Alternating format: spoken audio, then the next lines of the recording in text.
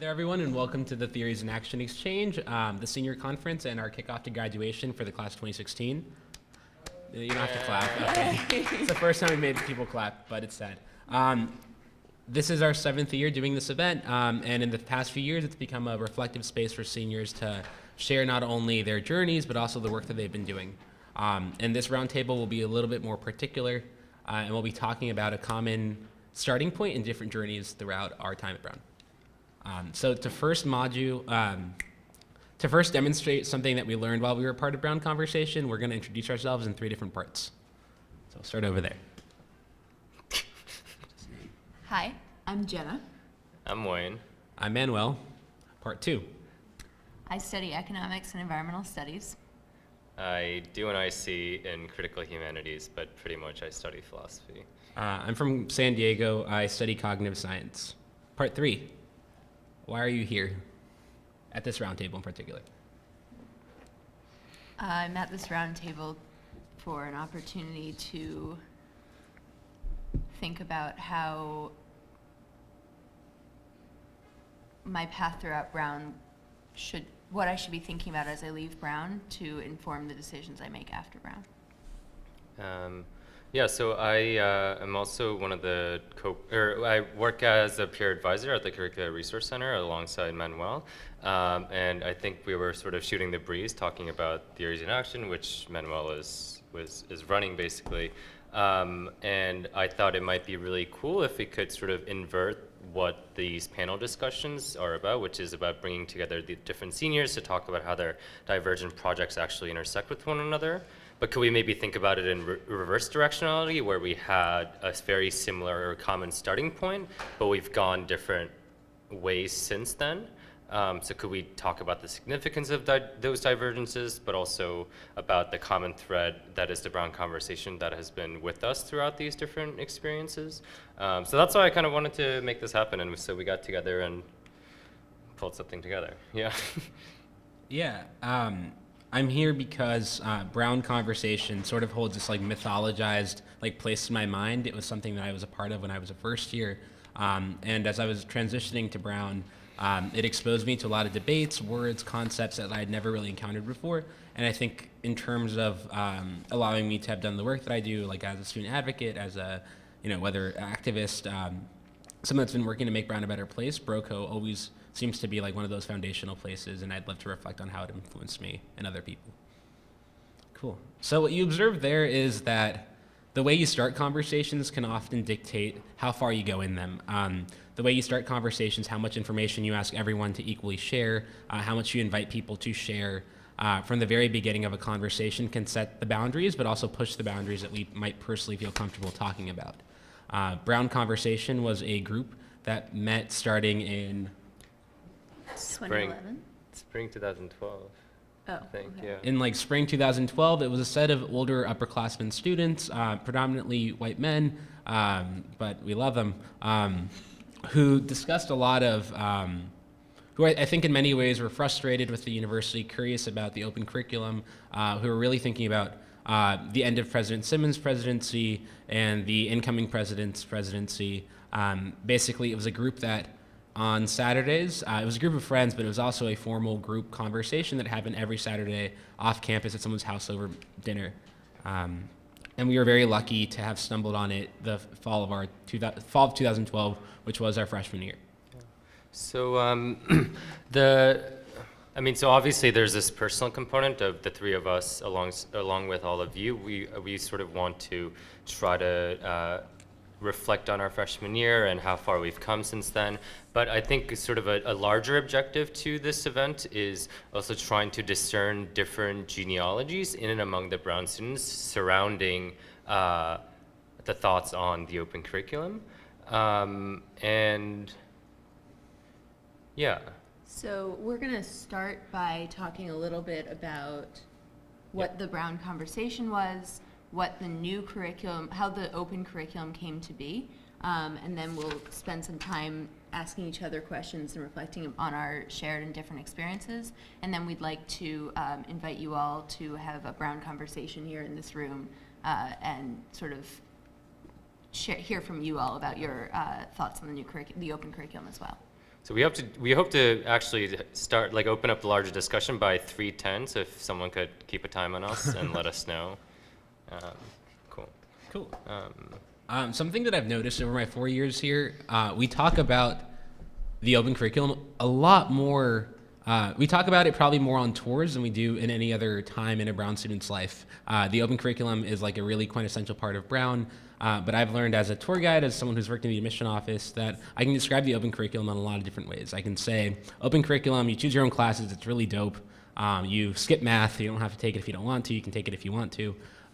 You can say that it's about, finding your passion, and, you explore across a set of departments, and eventually you find something you're really passionate about. That's when you concentrate, and you need to do that by your fourth semester. But the open curriculum is really a deeper, more thoughtful thing that emerged from the 60s. It was very much in concert with the conversations that students were having about our involvement with Vietnam, the civil rights era, questions about who has power, where is power, what is knowledge.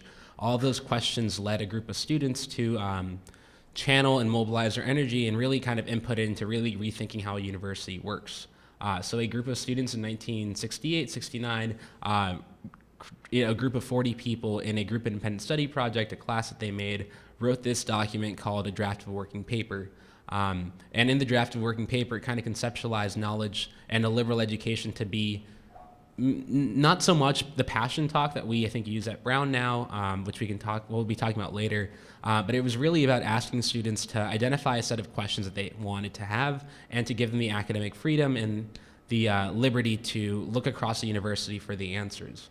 So instead of thinking about what are you passionate about, by asking students what are you curious about, what questions do you have, and arming students with the tools, no core requirements, SNC, hopefully students are going to have the ability to find those answers. So, Manuel, why were these students motivated to? Who were these students, first of all, and why did they want to embark on this project? Sure, and feel free to share if anyone else in the audience has any knowledge about this. But I think that history is sort of mythologized this guy, Ira Magaziner. He was a student president at the time. It's the Ira Magaziner and Maxwell report. But Magaziner kind of really stands in history as like the guy who led this group of people towards changing the university. And that's the history that I know. So it's also important to think about the way charismatic leaders become embellished and recognized on campuses and remembered. Come through. So since then, I think we're going to approach the open curriculum has been implemented for a while. It's called the new curriculum. Wayne is passing around the book, the actual report. And if you have a chance, look it over and scan it through. I don't think you still have answered my question. It's like, what were the frustrations that went into? Again, what were the frustrations that they were going off of to say, look, let's create the first ever group independent study project and actually write up a 400-page document. Because that sounds like a lot of effort.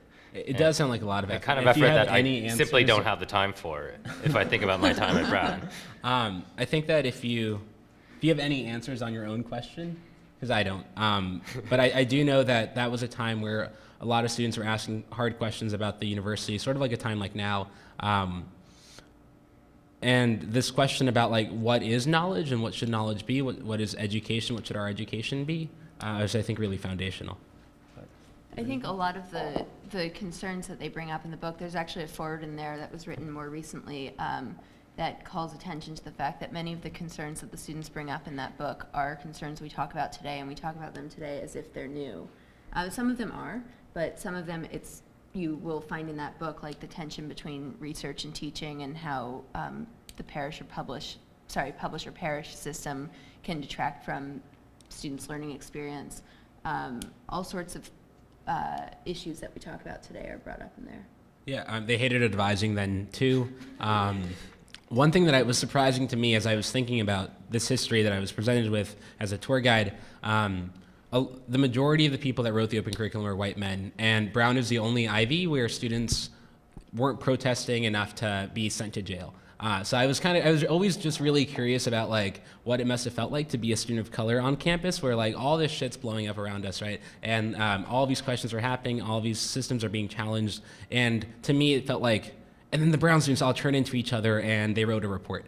And that was, I think, my conception for a long time. To me, it felt sort of like a very esoteric way of handling the civil rights era. But it was through a couple conversations with people that were involved in the 1968 walkout, the Pembroke women, some of the black women that were on campus, that I also learned that a lot of the black students that were originally part of the takeover and the walkout were also really invested in the creation of the open curriculum, not only as an opportunity, because we'd reap the benefits that everyone else would, but it would present black students with an opportunity to develop classes and develop courses that taught their histories, that taught, that weren't all Western, that weren't all white, so like the potential to create your own courses and to bring in your own knowledge through the university was a really important part of the open curriculum, and it had a lot of student of color support at the time, which was surprising to me and not really well documented.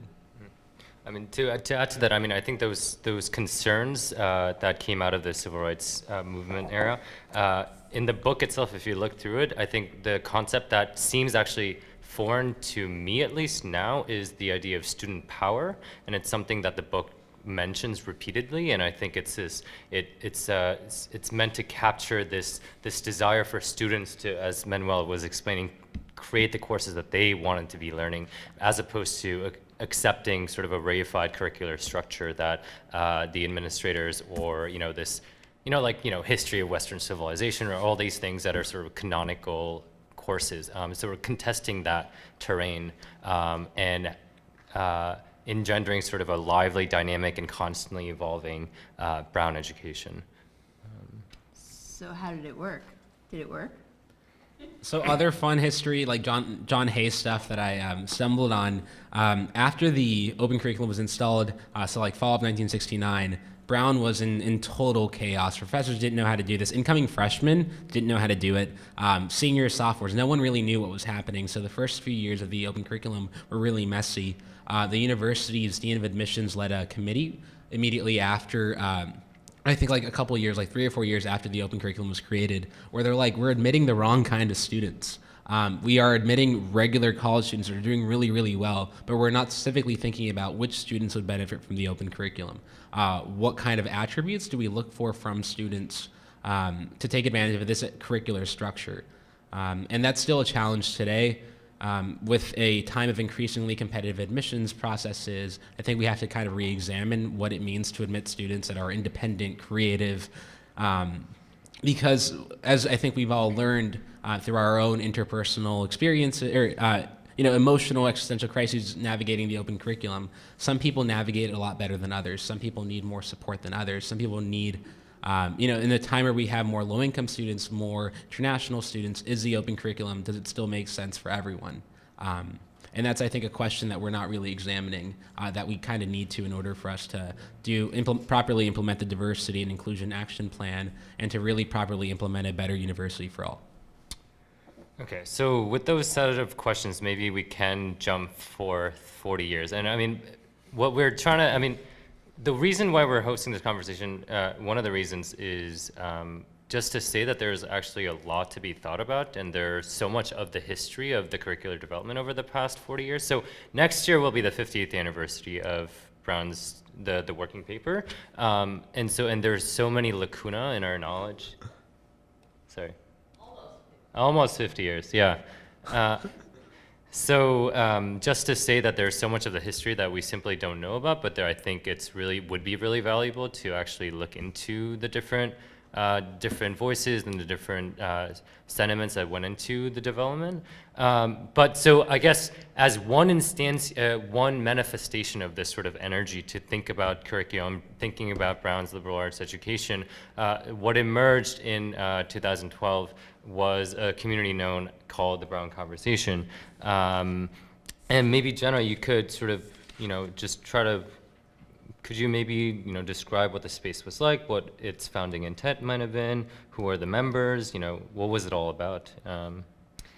So the Brown Conversation was, as we said earlier, founded in early 2012 as a space for mostly upperclassmen. It was founded by a group of friends who were in their last year at Brown. or approaching the end of their Brown education. And it was created as a space for students to come together theoretically outside of the structure of the university. It was not an official student group, and that was a point of pride. And they would get together in one of the students' houses off campus over a home-cooked meal and have these conversations that every week it was a different question, but more or less they were sort of examining what the value of a Brown education was. And it was actually not purely an introspective space. It was founded with the intent of having some sort of impact on the way the university, if I recall correctly, was founded as sort of an action-oriented space.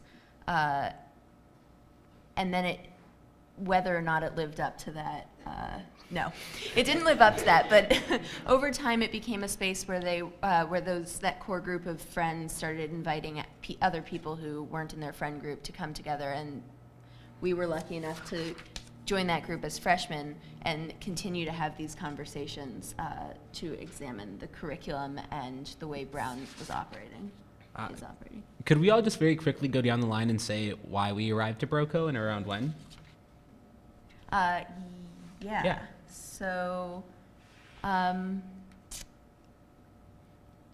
at the beginning of my freshman year, I went to this dinner for students who had taken a gap year, and one of the leaders of Broco is what we called it, Brown Conversation, Broco. One of the leaders of Broco gave a little pitch for Broco and invited us to come join them. And I was like, oh, super cool, off campus, upperclassmen, I'm there. Home cooked food, I'm there.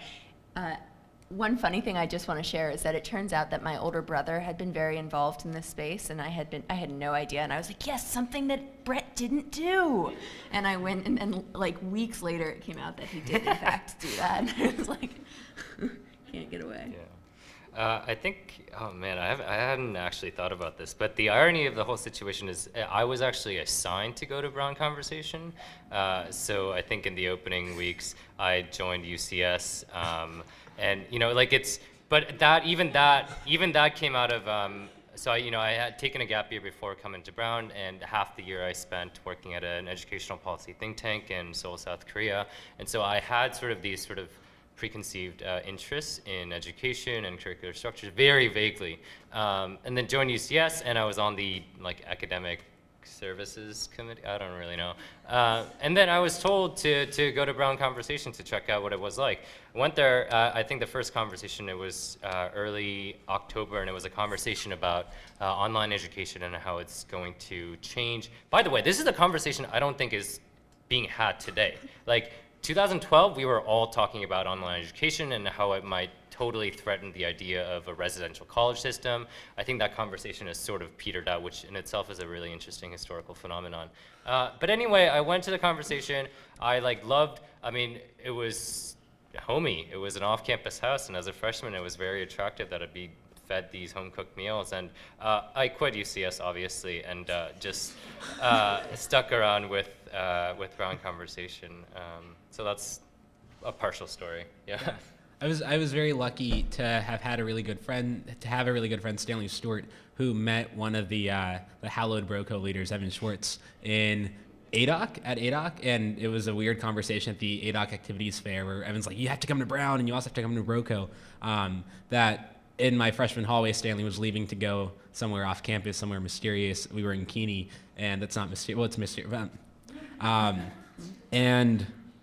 And I followed him, and it was just the weirdest setup. You walk into this person's house, and there's a chalk wall, and you sit in a circle, and there's two circles happening. And I think my conversation was around, so it was fall of 2012. This is also a really handy sheet where you have all the Broco topics. And I think the conversation I walked into might have been something around what makes great teaching great. And one of the things that I remember, so all Broco start with a check-in question. You all sit in a circle and talk over food. I remember being so paralyzed about speaking. I felt paralyzed speaking at Brown in general in an academic setting. I would bullshit during meeting with people. I'd make Harry Potter references. I tried to do all of these things to fit in. but I was really nervous in talking in class, and I remember being very nervous in talking in this like upperclassman space. I didn't have the words to describe why I felt uncomfortable. Now I do, but I remember very distinctly in one of the early Broco conversations, there was this older senior who stopped the conversation and looked at me and said, "What do you think?" And just a simple act of like genuflecting towards someone and inviting them into the conversation and specifically creating the space for them in a respectful conversation setting to inquire what they think, I think really made me feel so much more comfortable in that Broco space. And it's still something that I didn't quite reflect about until sometime this year, that just simply asking someone's opinion and bring them in can really transform how they feel. Are there other things you learned about facilitating group conversations that you took that shape how you think about that today? Yeah, I think that was probably one of the most I later on became an NPC. I coordinated the Third World Transition Program. I had a lot of facilitation training there, but watching Broco, how it worked, we would all sit in a circle. There was some like great philosophical question pondered. To what extent does social class impact our Brown experience? It's less philosophical, but and all these like little dynamics started emerging that we all became very keen on and would discuss after Broco in a time called Broco After Hours. Things would happen like we'd sit in a circle and there's a question posed and everyone wanted to say something great. So we realized how hard it was to actually listen to each other. So instead of like having a conversation, you would have a set of discrete, really great comments back to back to back with no kind of coherency or resolution to the questions. One of the most practical things I learned was when you're facilitating, if you're the facilitator, which there's one person in charge normally, if someone's making too much eye contact with you, if you just dart your eyes away, they also dart their eyes away. I think that's the most practical thing I've learned while at Brown. It's a really great skill. Just notice next time. Did you all learn anything? Yeah, I think for me, one thing that I think about today still is the importance of even having a facilitator at a conversation. I think that there are some people who come to group conversations more or less able and interested, or I guess able in participating. And when you don't have someone keeping an eye out for the people who maybe have something to say but don't know how to say it or don't know how to get into the conversation, especially when you have these big philosophical questions, there are some people who are more practiced about thinking about that and about arguing their points in a large group setting.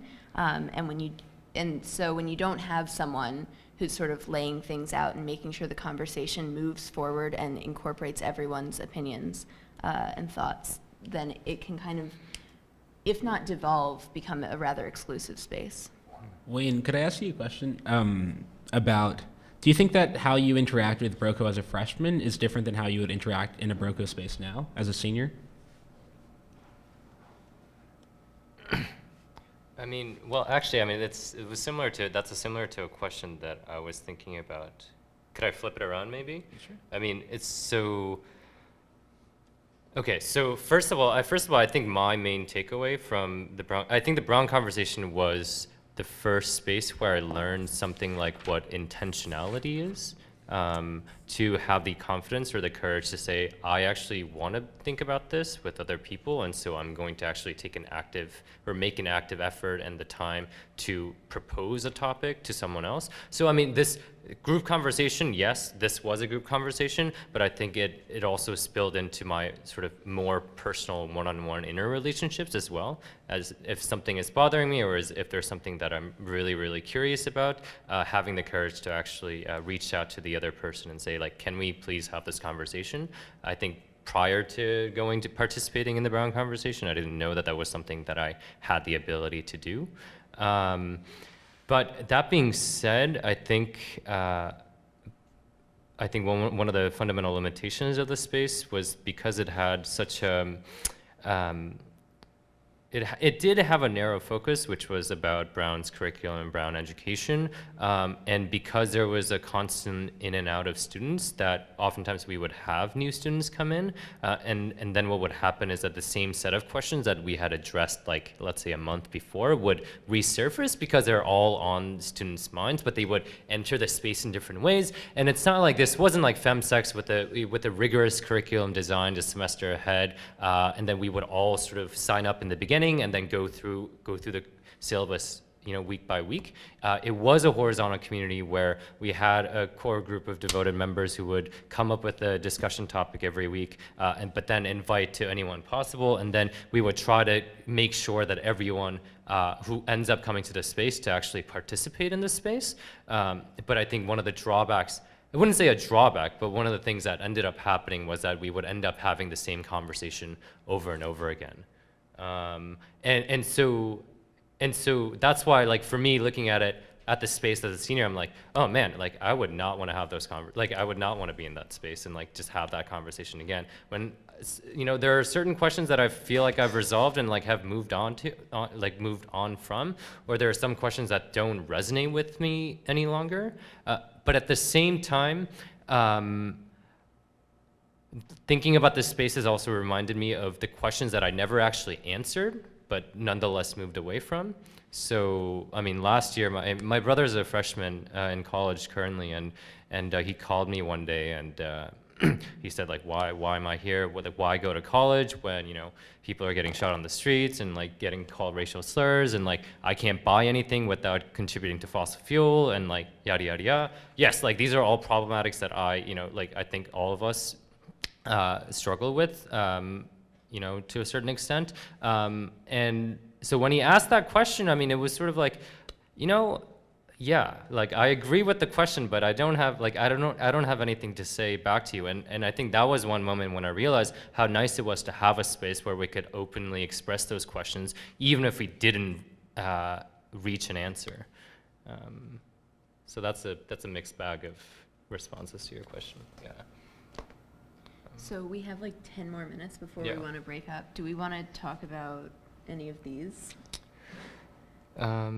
I mean, so I would like to talk about whether the open curriculum is relevant today. Like, I mean, as you said, like we talk about it a lot at tours. It's it's sort of on all our advertising posters for Brown University. But once we actually get to Brown, is it actually important? Is it actually something that people take advantage of? Is it something that actually works with everyone at Brown? Is it something that needs to be changed in serious ways? I mean, Yeah. So, one of the central questions that I think has been also kind of resolved at Brown is this question over like the university college. So Brown was founded as a university college, right? And I looked to Marguerite. Eventually, like that was the language that was used to describe Brown. So it was a great place for like an undergraduate education, but you could also do research as a faculty member. And because of all of these external factors around the university, right, the rising cost of tuition, the the gain in prestige and eliteness that Brown had from the 90s onwards, this desire for faculty members to be judged based on like their publishing. The university at Brown now, under President Paxton and Ruth Simmons' leadership in particular, is very firmly a university. So we see the growth of like schools right now. So we've had the School for Public Health created. We've had the School for Engineering created. We're gonna have a School for Public Service created very soon. So we see like a growth in like the numbers of schools and like I think the complications of the university. And at the same time, we don't know what the number is, but there's been probably a tremendous growth in the number of departments, academic units from the 60s now at Brown. So as a university, loves specialized knowledge and becomes more and more big, and more bureaucratic. What does it actually mean when you tell a student you have 8 semesters, explore across the university? What does it mean when your faculty members, like which faculty member is given that book to read, right? You're just kind of told there are no core requirements at Brown. So I don't know if whether the open curriculum is relevant or not is I think a question, but I think a question that I struggle with is, was the open curriculum properly implemented? Is our implementation of the open curriculum today really allowing students to be the quote unquote architects of their own education? They're absolutely making their own choices over the courses they're taking, but are those choices informed by anything other than dumb luck on the main green during shopping period? do you have anything to add to that? Well, I would say I think this is part of what you said, but I want to just draw explicit attention to it. My understanding as well is that the forces outside of the university have shaped not just the university structure, not just this like continued trend towards specialization in academia, which is something that came up in that book 40 or 50 years ago, but also the economic forces that students face. And you earlier talked about different groups of students, international students, low-income students, and I think that in particular is one of the changing aspects of the way the university is situated in a broader economy and a broader sort of global education system that is changing the relevance of the open curriculum. Yeah. What does it mean when you pay, half the students here are paying $250,000 for an education? What does that look like? Like, I have no idea what I would expect from Brown if that was something that I was like transacting in. So, and those forces like are real, but the open curriculum is this hallowed thing that like no one really like you can't really challenge the open curriculum, but you also it's also a weird thing to challenge the open curriculum. It feels sacred in many ways, but is our open curriculum quote unquote open? I think is like a very like basic way to look at this. Well, yeah, I mean, I think because one of the complementary rhetorics to the open curriculum is also students being able to pave their own paths and bring together different courses that might be across different disciplines, right? And this is something like there was that a few years ago. There was this like sort of map or like infographic about how, like the different departments that students actually take courses from, and it was sort of a celebratory infographic of like, look how cool, like look how many different departments that students are actually taking their classes from. But maybe like looking away from those data, like, and maybe asking about your own experience in economics, for example, like would you say that interdisciplinary or multidisciplinary education was actually something that was a crucial part of your education at Brown, or how was that was that something facilitated by your degree in economics? Was it something that was hindered by your degree in economics? I don't know. For me, I think my pursuit of a degree in economics was informed by both the open curriculum and BroCo. It's a little difficult for me to tease out which is which, and I think that, so I study both environmental studies and economics, and this has been for me a way to understand what it means to be part of a discipline versus part of an interdisciplinary field. That's like one of the things I think about a lot with that combination. What was your original question? I mean, do you Do think, like, having had to declare a concentration, right, with a very specific methodology and it's a very rigorous curriculum? Right. Well, I think it's a little complicated because economics as a field is a very hegemonic field, and so they don't really like. This is outside of Brown. Economics as a discipline is not really super concerned with thinking about other ways of thinking. So I don't know if I can appropriately answer that question. Do you have an answer to that question from your own experience? No, I mean, it's hard. I mean, it's hard to. I mean, I think, you know, like if we were to ground our discussion or thinking about interdisciplinary just purely in terms of thesis projects, like once you actually write a thesis project, like depending on which advisor you get, you will get a specific set of guidelines or a specific method that they will push on you in order to do your project. And I think there's something strange about that where, you know, if we could think about thesis project as yet another experiment in interdisciplinary, it could turn out very differently, right? But I think oftentimes there are these sort of pre-established molds that we have to follow along. Which I think is a very valuable thing. I do so too, yeah. This is one thing that I'm very glad about from my economics education is that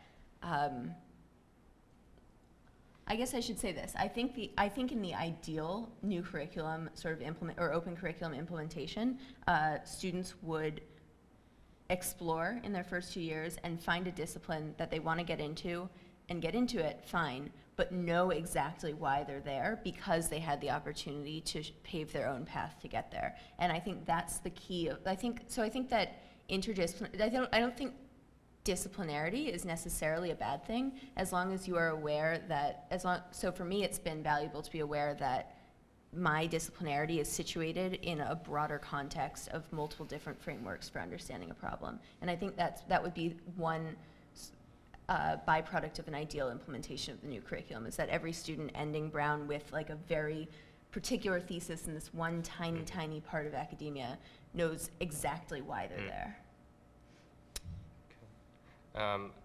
I think we should wrap up so that we could have this larger discussion, but I just wanted to quickly address one of the things that we sort of put on their little sheet, tongue-in-cheek, is the question of neoliberalism.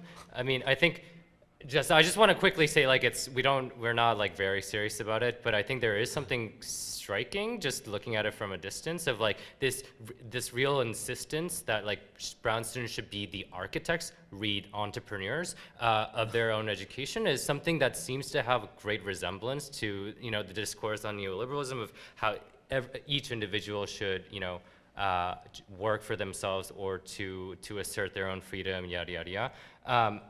I think. So there is that superficial relation, I think, but just to complicate it as a concluding point is, I think there are a lot of other sort of intellectual spirits or motivations that went into the design of the open curriculum. So one is just thinking about the Baptist Church, for example. So the first president of Brown University is James Manning. James Manning. He was a Baptist minister, and the whole school of Baptist thought is that each individual should choose to be baptized, right? And so I think there's some kind of connection between that, the founding history of Brown, but also of Providence with the open curriculum. My friend, so this is very random, but my friend had a conversation with Magaziner a few years ago, and one of the things that Magaziner apparently mentioned to him was Nietzsche, the philosopher Nietzsche, and I think, so his take was like that this philosopher also had an influence on the open curriculum. So all this to say that there is this superficial resemblance between neoliberalism and Brown's open curriculum, but I think it would be interesting to think about what other intellectual forces and genealogies went into the construction of the open curriculum. I would, a lot of, yes, worthy considerations. I would just want to say that like there's a difference between like the writing of the open curriculum and its implementation. Yeah. So how we sell things to students, how we tell students like this is your education, how we don't do that. And I think that's where I think we can really think about like the neoliberation of our students like at this university. So are we ready? So we're gonna transition into like a larger broco that will hopefully include all of us and everyone will feel comfortable talking in. So if you'd like to stick around, you can grab some food, but we're gonna now circle up. Should we do one or two circles? I think we should do one circle. One circle in the spirit. Okay, and just as you grab food, start thinking about the question, which is on here as how you lived up the open curriculum. So that's going to be our broader question. How have you lived up to the open curriculum? So a couple assumptions there. Like, do you feel like you and your journey at Brown have failed to live up to the open curriculum, failed to live up to like its values? Has it failed you? So those are the kinds of things that we hope to touch on. And if you want to keep the neoliberal discourse going, we can do that too. Yeah, it's, you know, whatever.